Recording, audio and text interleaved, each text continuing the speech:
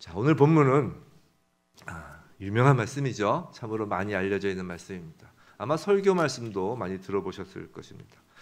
하물며 교회를 한 번도 이제 안 다녀보신 분들도 이 물이 포도주로 바뀐 이 내용에 대해서는 아마 알고 계실 것입니다. 참으로 성경이 전 인류에게 많은 영향을 미치죠. 안 믿는 사람들도 이 말씀을 인용해요. 삶 속에서 회식 자리에서 이제 예수 믿는 사람이 술을 거절하면 안 믿는 사람들도 인용하는 구절이 이거죠. 술 권하면서 늘 하는 말, 아니 예수님도 물로 포도주를 만드셨는데 왜 안 마시냐고. 성경의 영향력이 우리가 알게 모르게 이렇게 있습니다. 그렇다고 해서 오늘 본문이 술에 관한 것이 아님을 다 아실 것입니다.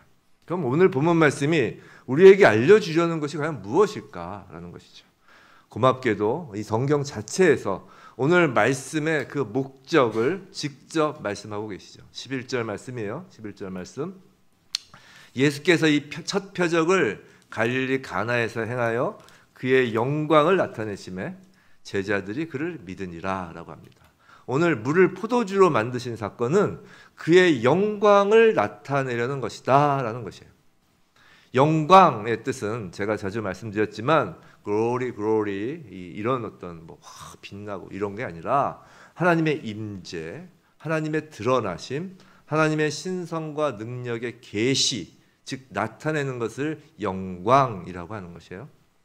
즉 오늘 가나 혼인 잔치 장면에서 예수 그리스도가 누구시고 어떤 분이시며 무엇을 행하는 분이신지, 즉 예수 그리스도가 드러난다라는 것입니다. 이것이 그의 영광이라는 것이에요. 또한 제자들이 그를 믿으니라라고 하죠. 11절에. 오늘 가나 혼인 잔치에서 시작되는 장면에서도 성경은 굳이 제자들이 함께 있었음을 언급합니다. 2절이죠. 예수와 제자들도 청함을 받았다라고 합니다. 굳이 그냥 예수가 청함을 받았다라고 해도 될 텐데 굳이 제자들도 해서 언급을 해요. 이게 본문 마지막 결론이 왜냐하면 제자들이기 때문이에요. 본문 마지막 결론이 뭐예요? 11절 제자의 믿음으로 맺고 있기 때문이죠. 무슨 말이냐면 주님의 영광과 제자의 믿음은 따로따로가 아니라 연결되어 있는 것이다 라는 것이에요. 하나다라는 것이에요. 주 예수 그리스도가 누구시고 어떤 분이신가가 드러나는 곳에 믿음이 생긴다라는 것이에요. 사랑하는 성도 여러분, 예수 그리스도가 하나님의 아들이시며 우리의 구원자 주님이심을 믿으시나요? 아멘. 다시 예수 그리스도 하나님의 아들이시며 우리의 구원자 주님이심을 믿으시나요? 아멘. 할렐루야.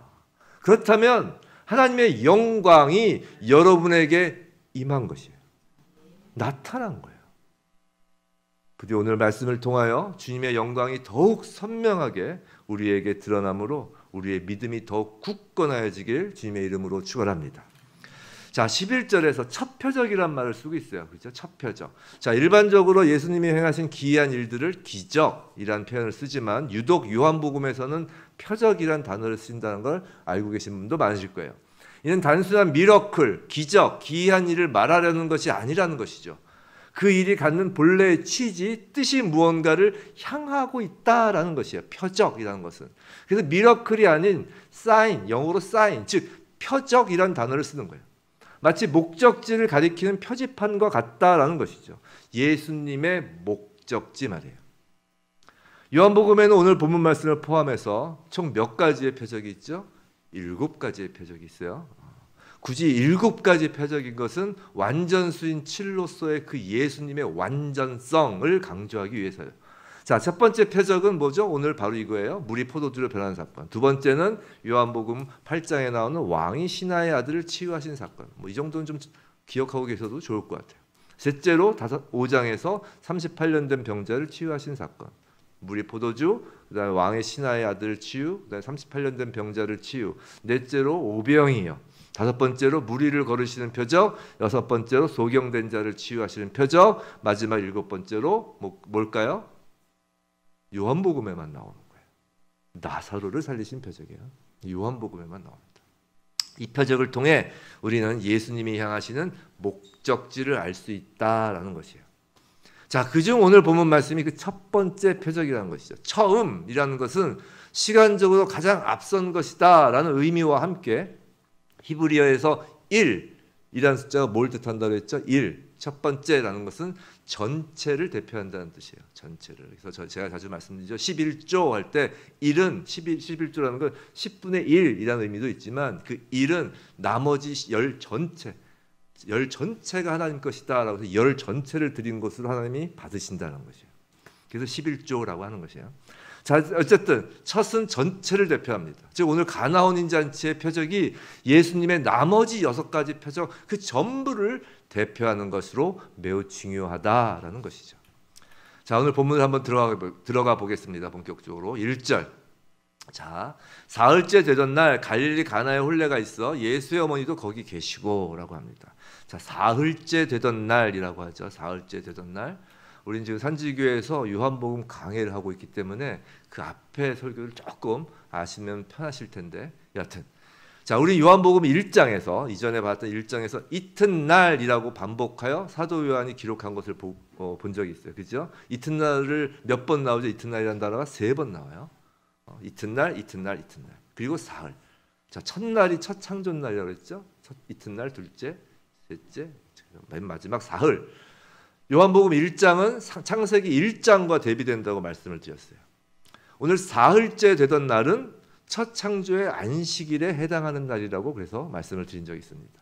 즉 가나 혼인잔치는 안식일, 이 땅에서의 안식일이 아니라 하나님 나라에서의 안식일, 즉 하나님 나라에서의 궁극적인 안식일인 신랑된 어린 양과 신부된 교회 성도의 혼인잔치를 지금 보여주는 장면이에요. 자, 성경에서는 하나님과 이스라엘 백성 사이 언약 관계를 혼인 관계에 빗대어 말씀하시죠.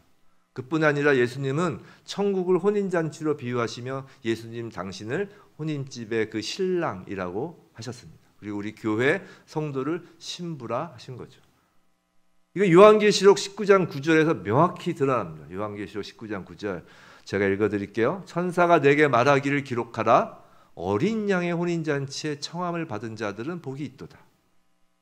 어린 양의 그 혼인잔치에 청함을 받은 자들은 복이 있도다라고 하였어요. 오늘 장면은 단순히 이 땅에서의 인간의 결혼식에 대한 것이 아니라 천국 하나님 나라에 관한 것이다라는 말씀입니다. 자, 이제 가나입니다. 가나 지방, 가나란 지방이에요. 이 가나 지방의 혼인잔치에 예수의 어머니가 1절 보시면 거기 계시다라고 했죠. 가나는 그 나사렛이라는 동네의 이웃 동네입니다. 가까이 있어요. 예수는 나사렛 사람이죠.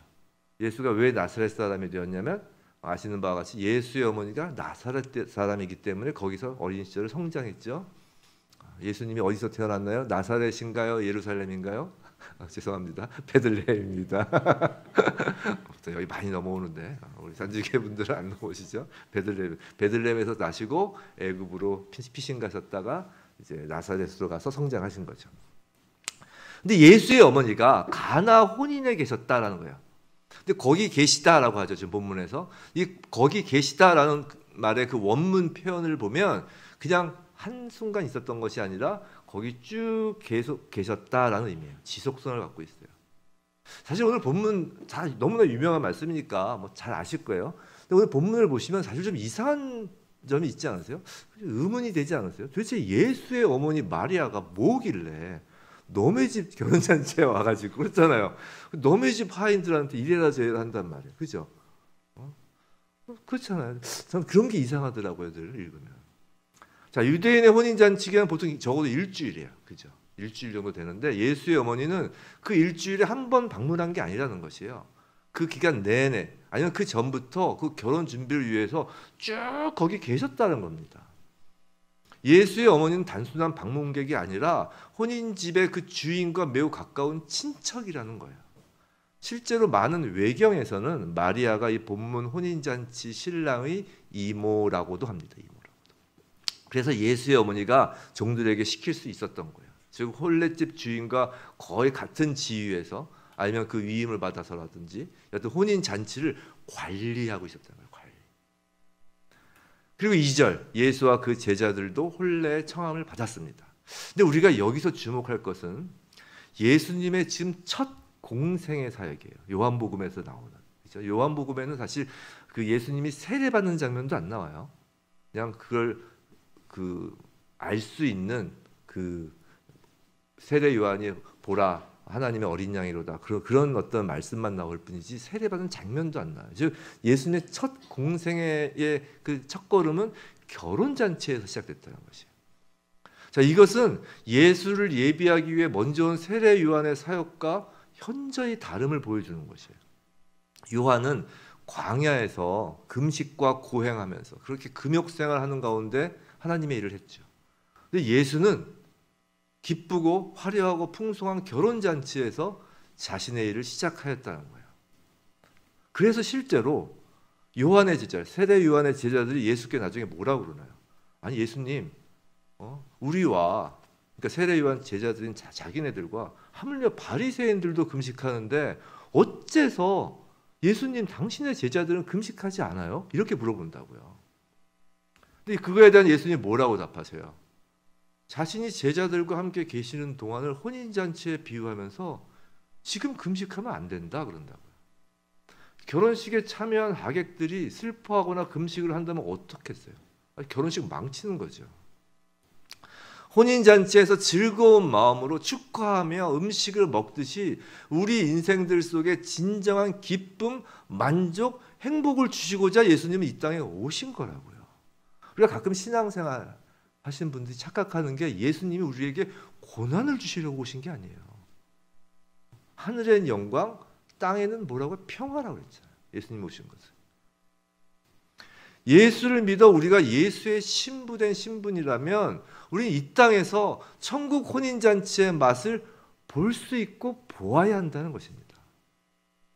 주일은 오늘은 천국의 혼인잔치가 이 땅에서 펼쳐지는 날이에요. 그리고 우리는 또 날마다 주님과 함께하죠. 매일이 혼인잔치인 겁니다. 그래서 예수를 믿는 사람들에겐 기쁨이 넘치고 환희에 찬 삶이 가능한 것이에요. 우리 저와 여러분 모두 예수의 신부로서 이 땅에서 천국 혼인잔치를 누리는 그 모습이 우리 삶에 드러나길 주님의 이름으로 축원합니다. 자, 본문 3절 말씀이죠. 자, 이제부터 우리가 매우 궁금해하는 말씀들이 나옵니다. 3절 우리 함께 읽어볼까요? 시작. 예수의 어머니가 예수에게 이르시되 저들에게 포도주가 없다 하니 라고 합니다. 자, 혼인잔치에 포도주가 떨어졌어요. 이건 심각한 문제입니다. 당시 랍비들 말엔 이런 말이 있었어요. 포도주가 없으면 기쁨이 없다라고 말했을 정도로 당시 포도주는 필수품이었던 것입니다. 포도주가 떨어졌다라는 것은 이제 혼인잔치가 끝났다라는 의미예요. 끝내야 된다는 것이죠. 그러니까 원래는 그 포도주가 더 있어서 계속 혼인잔치가 이어져야 되는데 이게 혼인잔치가 일주일인데 며칠째 포도주가 떨어졌는지 모르지만 뭐 이틀째 떨어질 수도 있고 3일째 떨어질 수도 있고 생각했던 것보다 손님들이 너무 많이 온 거죠. 포도주가 떨어졌다는 것은 그런데 예정된 그 혼인잔치 기간이 끝난다는 것이 끝난다. 자, 이게 무슨 말이냐면 본문에서 포도주가 떨어졌다라는 것은 이 땅의 것으로 벌이는 잔치는 끝이라는 것입니다. 다시요. 이 땅의 것으로 벌이는 잔치는 이제 끝이다라는 것이에요. 이 땅에서의 잔치, 이 땅에서의 즐거움은 그 한계가 있다라는 것이에요. 일시적이다라는 것입니다. 제한적이다라는 것이에요. 성도 여러분, 사실 그렇기 때문에 저와 여러분이 궁극적으로 소망하는 것이 이 땅에서의 잔치, 이 땅에서의 즐거움이 아니라 천국 소망 아니겠습니까? 예수님이 이 땅에 오신 것은 하나님이 이 세상을 사랑하셔서라고 요한복음 3장 16절에서 말씀하시죠. 그런데 그렇다고 절대 오해하지 마시기 바랍니다. 요한복음 3장 16절 말씀도 궁극적인 목적은 영생이에요. 요한복음 3장 16절에서 어떻게 말씀하세요? 하나님이 세상을 이처럼 사랑하사 독생자를 주셨으니 이는 그를 믿는 저마다 사랑하지 않고 영생을 얻게 하려 하심이라. 하나님이 세상을 이처럼 사랑한다는 것은 타락한 세상을 사랑한다는 것이 아니에요. 불쌍한 세상을 사랑한다는 것이에요. 그래서 그 세상을 영생으로 바꾸어 주시기 위하여 오셨다는 것입니다. 영생을 얻게 하시는 것이 궁극적인 목적이에요. 한번 생각해 보세요. 천국 소망을 갖는 사람이 이 땅에서의 삶을 평안과 기쁨을 가지고 누릴까요? 아니면 천국 소망 없는 사람이 이 땅에서 기쁨과 평안한 마음을 가질까요? 한번 생각해 보세요. 천국 소망 없이 이 땅의 삶이 끝인 사람들은 물질에 쫓기고 시간에 쫓기고 죽음에 쫓기는 삶을 사는 것이에요. 그들이 기쁘다고 하는 것은 그래서 참된 기쁨이 아니고 단지 찰나적이면서도 스스로를 망치는 쾌락에 불과한 거라고요.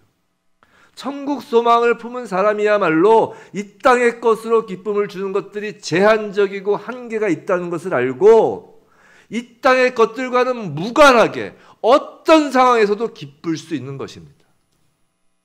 이 땅에서 누리는 천국 혼인잔치의 기쁨은 오직 예수 그리스도와 함께함으로 누리는 기쁨이기 때문이에요.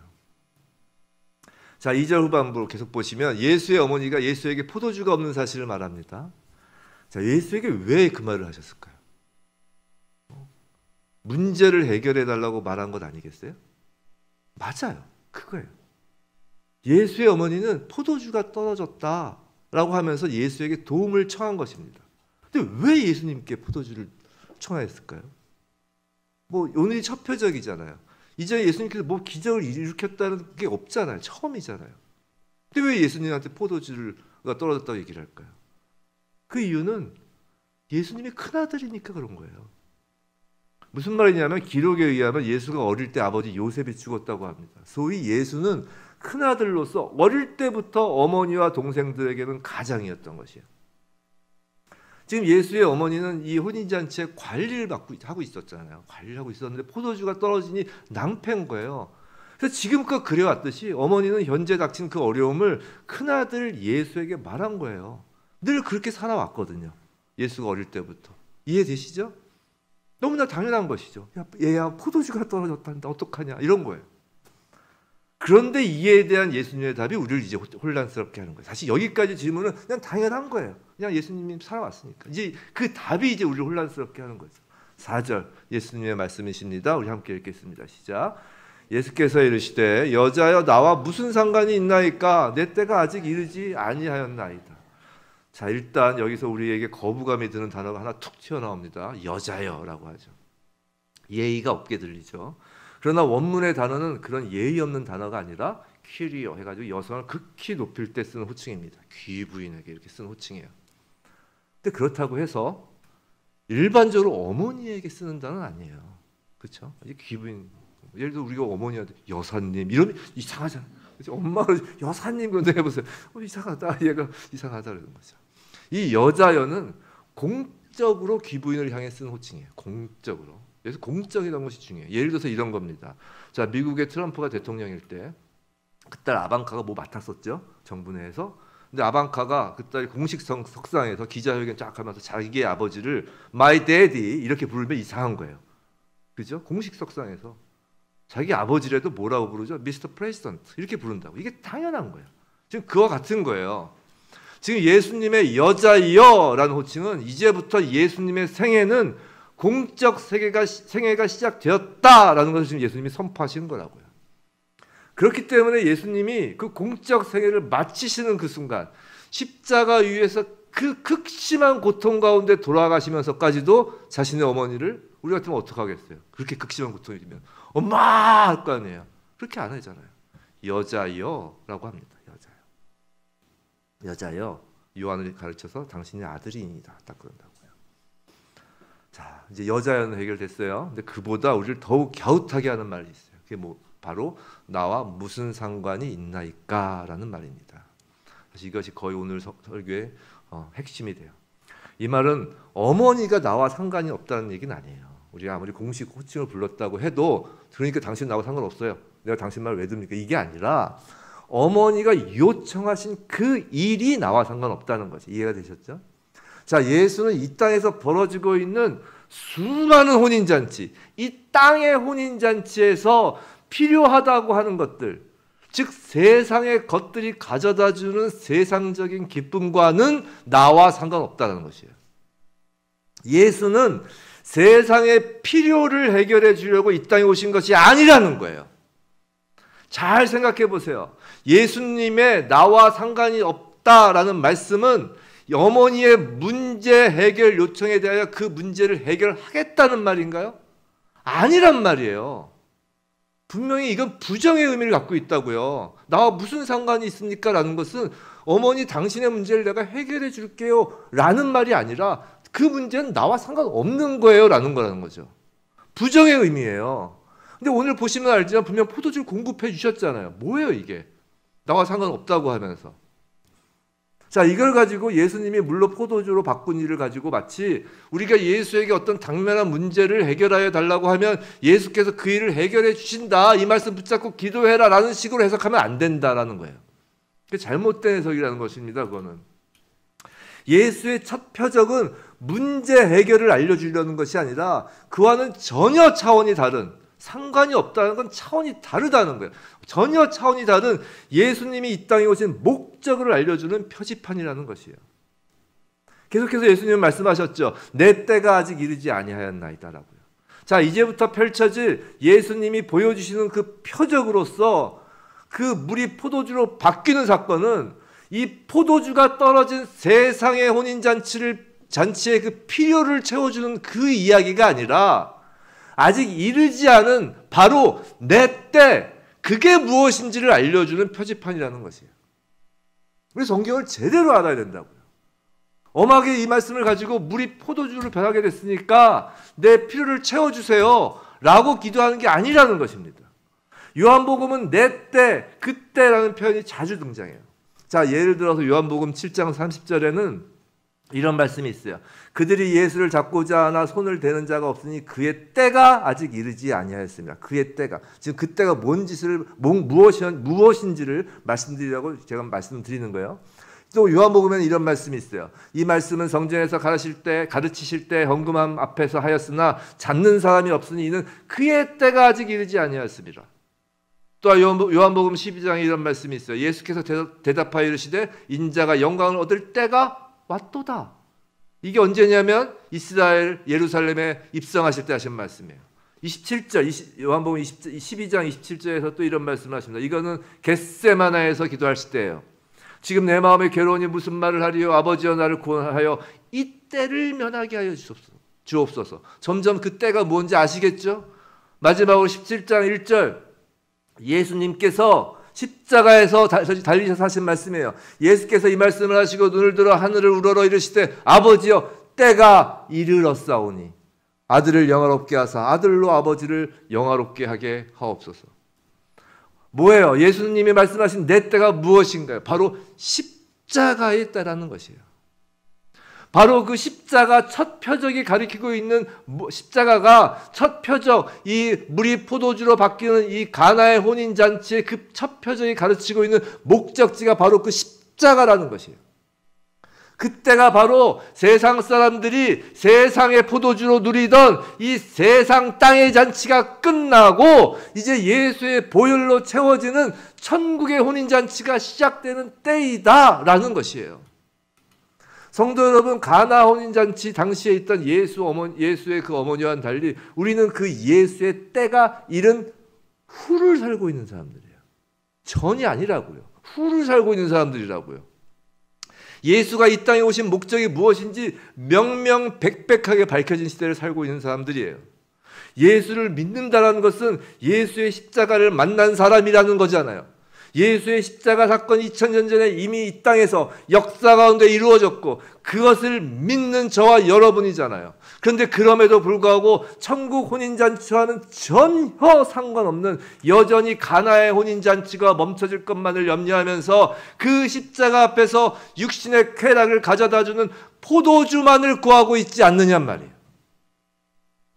이 문제 해결해 주세요. 저 문제 해결해 주세요. 이 문제 해결되지 않으면 나 죽을 거예요 라고 협박까지 해가면서요.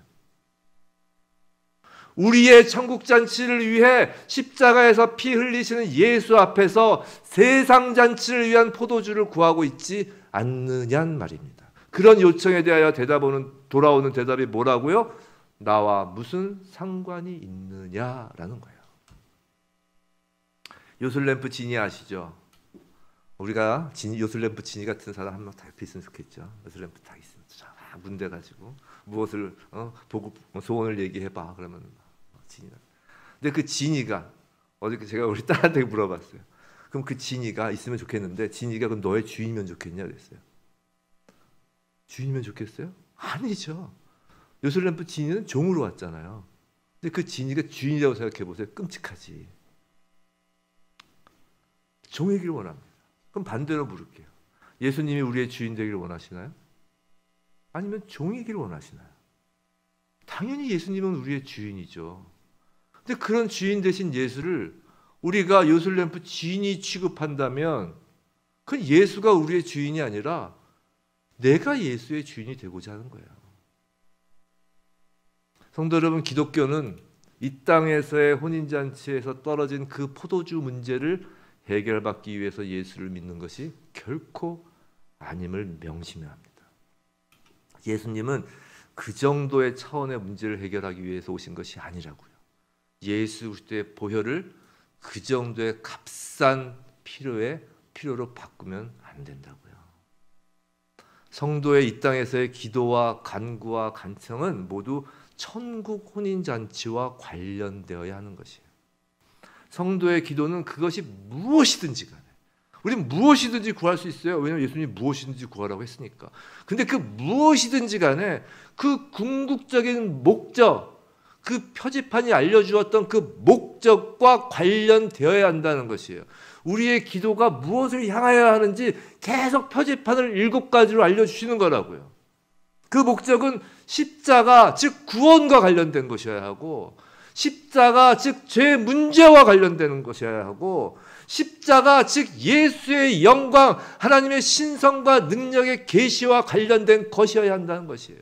우리의 모든 기도, 우리 삶에서 우리가 기도하는 그 모든 것은 우리의 삶에 예수 그리스도의 영광이 드러나게 하여 달라고 기도하는 것이 궁극적인 목적이라는 것이에요. 예수의 어머니는 예수의 말을 듣고 알아차렸어요. 놀랍죠. 우리는 늘 성경을 읽으면서도 못 알아차리는데 2000년 동안 또 우리가 몇 번 성경을 읽어도 못 알아차리는데 예수님의 어머니는 딱 듣고 알아차렸어요. 생각해 보세요. 예수님의 어머니는 여인 중에 복받은 여인이라고 그러잖아요. 가장 복받은 여인이라고. 잉태할 때부터 예수가 메시아임을 알던 여인이잖아요. 근데 그 예수가 자신을 평소처럼 어머니라고 하지 않고 여자여 라고 부를 때 예수의 메시아로서의 공생애가 시작된 것을 알게 된 것입니다. 기다리고 있었거든요. 마리아는. 그리고 이제 완전히 태도를 바꿉니다. 이게 5절 말씀이에요. 이것도 매우 중요한 말씀이에요. 함께 읽어볼까요? 시작. 그의 어머니가 아인들에게 이르되 너희에게 무슨 말씀을 하시든지 그대로 하라 하니라. 자, 이게 무슨 뜻인가요? 자, 아인들에게 예수가 포도주를 만들어 줄 것이니까 한번 예수가 시킨 대로 해봐, 이런 얘기일까요? 아니라는 것이에요. 지금 그런 얘기가 어디 있어요? 예수가 포도주를 어디서 사올지, 예수가 포도주를 만들지, 아니면 예수가 혼인잔치를 엎어버릴지, 예수님이 하라는 건 무조건 따르라는 것입니다. 즉 전적 신뢰, 전적 의탁인 것이에요. 지금까지 예수의 어머니가 애쓰며 관리하고 돌보았던 그 가나 혼인잔치의 통치권이 이제 예수에게 있다라는 신앙 고백이라는 것이에요. 이것이. 성도 여러분, 예수를 믿는다고 하면서도 여전히 우리는 이 땅에서 천국 혼인잔치를 누리지 못하고 그저 세상의 혼인잔치를 쫓으며 살고 있지 않나요? 참된 기쁨, 참된 평안 없이 그저 포도주가 언제 떨어질까 늘 전전긍긍하면서 불안하며 살고 있지 않냔 말이에요. 하지만 생각해 보세요. 돈이 아무리 많아 보세요. 아무리 건강해 보세요. 자연재해 한 방이면 끝이에요. 우크라이나 전쟁 같은 전쟁 한 번이면 바람에 흩어지는 겨처럼 없어지는 것입니다. 그러니까 늘 전전긍긍한 거예요. 세상의 혼인잔치란 그런 거예요. 그러니까 기우라는 말이 있잖아요. 기우라는. 하늘이 무너질까 땅이 꺼질까 늘 전전긍긍한 게 우리라고요. 언젠가 포도주가 떨어져 끝나버릴 것이라는 겁니다. 그럼 어떻게 세상의 혼인잔치를 천국 혼인잔치로 바꿀 수가 있을까요? 그것이 바로 무슨 말씀을 하시든지 그대로 하라 라는 말씀이 우리 인생이 될 때 그것이 가능하다는 것이에요. 진정 우리 인생의 통치권, 주도권을 온전히 주님께 내어드릴 때 하는 말, 무슨 말씀을 하시든지 그대로 하라. 그때 우린 이 땅에서도 천국 혼인잔치를 누릴 수 있는 것입니다. 자, 이제 예수님은 문제를 해결하시는 것이 아니라 천국 혼인잔치의 표적을 보여주십니다. 요술램프 지니와 같은 문제 해결사가 아니라 전적 주권을 가진 창조주 하나님으로서 말이죠. 오늘 본문 6절부터 8절 말씀이에요. 자, 예수님의 말씀이 있으니까 우리 여기 함께 읽도록 하겠습니다. 6절부터 8절 시작. 거기에 유대인의 정결 예식을 따라 두세 통 드는 돌 항아리 6이 놓였는지라. 예수께서 그들에게 이르시되 항아리에 물을 채우라 하신즉 아귀까지 채우니 이제는 떠서 연회장에게 갖다 주라 하심에 갖다 주었더니. 아멘. 여기까지로 하고 예수님의 말씀은 더 이상 오늘 본문에 안 나오죠. 연회장에게 갖다 줘. 그래서 연회장은 그 장소가 아닌 건 아시죠? 연회장. 그 잔치를 전체 대표 연회장입니다. 사람을 얘기하는 거예요. 자, 근데 6절이 중요하죠. 그곳에 있던 돌 항아리가 있는데 무엇에 쓰이는 것이라고요? 정결 예식에 쓰이는 동항아리입니다. 여기서 말하는 정결 예식은 단순히 신체를 씻는 의미를 넘어서 이제 죄로부터 정결해지는 종교 의식으로서의 예식을 뜻하는 거예요. 즉 유대인들은 씻는 일, 즉 세정식을 중시해서 외출해서 이렇게 돌아오거나 식사 전후에 부지런히 씻었는데, 이것은 위생적인 차원의 씻음뿐만 아니라 죄의 불결에서 벗어나 깨끗하게 된다는 제의적인 의미를 담고 있어요. 그래서 사도 바울이 이방인의 사도잖아요. 이방인 지역 이렇게 다 선교하고선 예루살렘을 올 때 예루살렘 교회가 뭐 하라고 그래요? 정결의식을 행하라고 그러잖아요. 이방인 땅 돌아다녔으니까 씻고 오라는 것이에요. 제의적인 의미를 갖고 있는 거죠. 정결의식은 그런 제의적인 것은 되게 여러 가지 절차를 거치죠.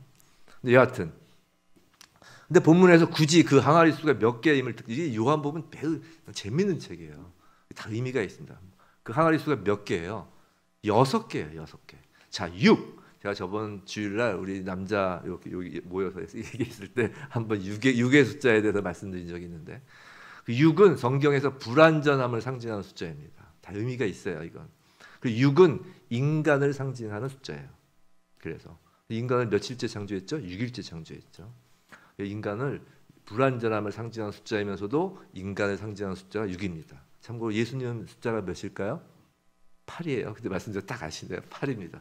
그래서 7, 안식 후에 새로운 시작, 새 창조해서 8로 시작되시는 거예요. 예수님은 8이에요. 즉 불완전한 인간은 아무리 스스로 몸을 씻는다고 해서 정결 예식을 거행한다고 해서 죄가 씻겨지지 않는다라는 것이에요. 7이라는 숫자는 하나님을 상징하는 숫자 3과 동서남북 세상을 상징하는 4의 숫자를 합한 완전수이죠. 근데 인간은 6이에요. 그래서 6을 아무리 반복해서 절대로 7이 될 수 없어요. 안 된다는 거죠. 니들이 아무리 6자를 많이 써보라는 거예요.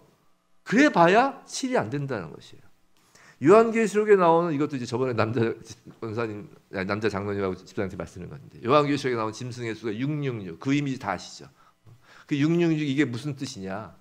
이게 피조물에 불과한 사람 6이 3번, 즉 하나님을 상징하는 3을 취하려고 하는 자가 666이라는 것이에요. 이해가 되셨죠? 그래 봐야 7이 되지 않는다는 것이에요. 그래서 마지막 때 성도는 누가 그리고 무엇이 666인지를 분명하게 알 수 있을 것이라는 거예요. 사람이 하나님처럼 이렇게 딱 올라가면 그 자가 666인 거예요. 하나님처럼 사람들을 속이면. 성경에 의하면 그 자는 정말 신이 아니면 할 수 없다고 생각하는 기적을 행한다는 것이에요. 하늘에서 불도 내린대요. 정말로.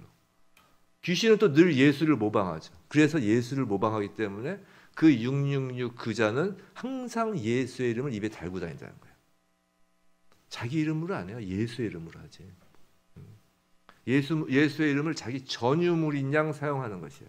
입술로는 근데 예수를 외치지만 실질적으로 사람들로 하여금 예수를 따르게 하는 것이 아니라 자신을 따르게 한다는 것이에요. 하지만 6이라는 것이에요. 사람은 6입니다. 절대 목사를 따르면 안 돼요. 아무리 여기 서봤자 6이에요. 아무리 뛰어난 목사, 큰 목사니 은사자니 엄청나 해도 6이에요. 그걸 통해서 예수를 보는 거와 그 사람을 따르는 건 다른 거예요. 오직 예수님이 아니고서는 그 어느 누구도 물이 포도주로 바뀌는 것처럼 죄 있는 자에서 죄 없는 자로 그 어느 누구도 본성이 바뀔 수 없다는 것입니다. 인간의 그 정결해지려는 노력, 죄를 극복하는 인간적인 노력들은 불완전해요. 그러나 예수님이 함께 하시면, 그 육에 예수님이 함께 하시면, 예수님을 통하면 우리의 죄는 하얗게 씻겨진다는 것이에요. 그래서 의롭다 칭함을 얻게 된다는 것이에요. 우리의 그 정결을 완성하시기 위해 예수님께서 십자가에서 피를 흘리시고 죽으셨다는 것이에요. 예수님의 때를 표적 삼는다고 그랬죠. 예수님의 때의 표적이 된다고 그랬죠. 예수님의 십자가를 표적하는 거예요. 즉 포도주는, 물이 바뀐 포도주는 예수 그리스도의 그 십자가 보혈로 물 같은 인생이 포도주 같은 인생으로 바뀌었다는 것이에요. 성도 여러분, 천국 혼인잔치에는 물은 입장할 수 없다는 것이에요. 이게 중요한 것이에요. 포도주로 바뀐 사람만이 입장할 수 있다는 것이에요. 가나의 혼인잔치는 지금 사람들에게 경고하는 것이에요. 예수의 십자가는 항상 우리에게 경고하는 것입니다. 이 땅에서 흥청망청하던 잔치는 the end, 끝났다라는 것이에요. 예수 십자가 그때로부터 그 잔치는 끝났다라는 것이에요. 이제 십자가의 때가 왔고 천국 혼인잔치가 시작되었다. 세상의 잔치 너희들은 끝이다 라는 것입니다. 그 천국 혼인잔치는 새로운 포도주만이 들어간다라는 것이에요.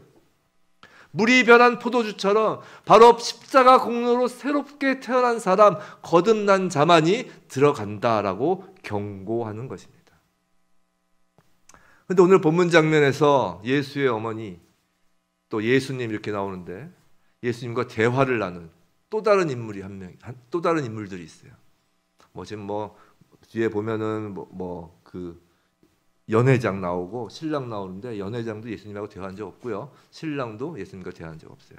예수님과 대화한 또 다른 인물이 있죠. 그게 누군가요? 하인들입니다. 하인들. 중요하다는 거죠. 그들은 종의 모범을 너무도 잘 보여주고 있어요. 자, 이 시대 많은 기독교인들은 스스로를 예수 그리스도의 종이라고 합니다. 하나님 나라가 이 땅에 임하는 일에 우리 자신이 쓰임받기를 구하고요. 또 우리에게 그만한 믿음과 열정이 있다고 자부하기도 해요. 그런데 종이 무엇인지를 잘 모르는 사람들이 많다라는 것이에요. 오늘 본문의 하인들은요, 그 종의 모습을 보여줍니다. 우린 모두 예수를 믿고 거듭난 이후에는 다 주님의 종입니다. 그죠? 우리 주님 이렇게 부를 수 있다는 건 우리가 종이라는 것이에요.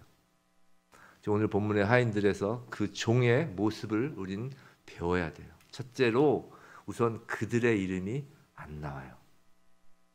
그들의 이름이 나오지 않습니다. 종은 자신의 이름을 위하여 사는 자들이 아닌 거예요.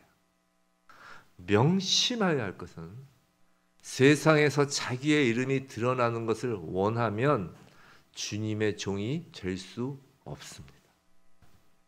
종은 오직 주님의 이름만 드러나도록 사는 사람이기 때문이에요. 본인이 원치 않아서 이름이 알려질 수는 있지만 그것이 목적이 되어서는 절대 안 된다는 것이에요. 주님의 종은 주님의 이름을 드러내는 것이에요. 가능하면 자신의 이름을 드러내려고 하면 막으세요. 그리고 두 번째로 하인은, 종은 말이 없습니다. 오늘 본문에서 하인이 말하는 게 한마디도 안 나와요. 오늘 예수님은 정말로 이해할 수 없는 지시를 내렸습니다. 돌 항아리에 어귀까지 물을 채우래요. 이게 엄청난 양이에요. 이걸 또 연구하신 분이 있는데 몇백 리터 막 이렇게 채울 하나가. 근데 그것을 끝까지 채우는 거 아니에요. 그리고 물을 채우는 것에서 끝나지 않고 그것을 잔치에 가지고 가라고 합니다. 이 포도주를 배웠는지 안 배웠는지 모르잖아요. 종은 지금 그 얘기 없잖아요. 그걸 가지고 가래요. 한번 우리가 그 자리에 있는 그 하인이라고 생각해 보세요. 그게 상식적으로 이해가 되었을까요? 지금 연회장에 필요한 포도주가 필요한 것이 물이 필요한 게 아니잖아요. 근데 거기다 물 담고 떠서 가져다 줘요. 그것만 시키신 거예요. 상식적으로 이해가 되지 않습니다. 성도 여러분, 하나님의 일하심은 인간의 이해를 요구하지 않으세요. 우리가 이해하느냐 이해하지 않느냐를 하나님은 요구하지 않으신다고요. 하나님께서 요구하시는 건 그저 순종뿐입니다. 하나님의 일은 우리의 이해에 터잡아서 이루어지는 것이 아니라 우리의 순종에 터잡아서 이루어지는 거예요. 다른 사람이 볼 때 하인들의 행동은 어리석다 못해 무모해 보였을 것입니다. 그러나 하인은 자신들에게 명령하는 분의 그 말을 그저 묵묵히 따를 뿐이에요. 한번 생각해 보세요. 기억해 보세요. 이스라엘 백성이 여리고성을 무너뜨릴 때 가장 중요한 것이 무엇이었나요? 성을 빙빙 도는 거 그것보다 더 중요한 게 있었어요. 누군 그러더라고요. 성을 돌 때 그 땅이 쿵쿵쿵쿵쿵 울려가지고 진파 여파로 진동으로 성이 무너진 거라고. 하나님 말씀 못 믿는 거죠. 그럴 거면 침묵하라고 왜 해요? 계속 돌면서 더 떠들면서 막 소리 지르면서 돌라고 그러지. 안 그렇겠어요? 그럼 더 음파가 더 하셨을 거 아니에요.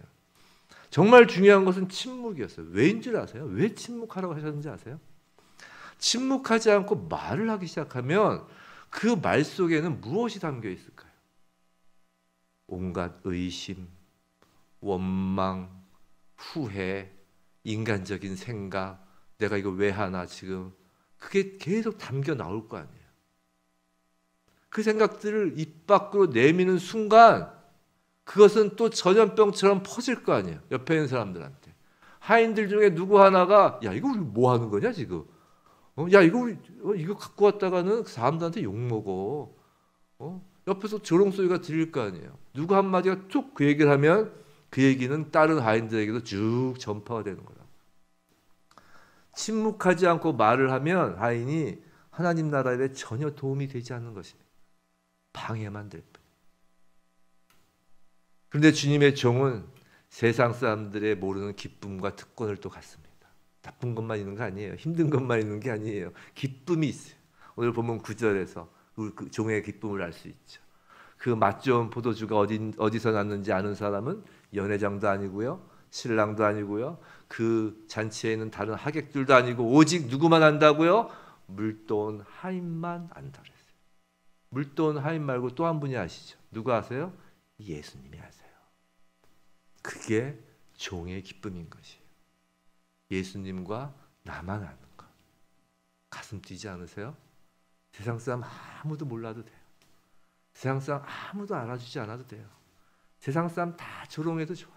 하지만 예수님과 나만 아는 그 깊은 교제, 그것으로 족하지 않으세요? 그것이 우리의 기쁨인 거예요.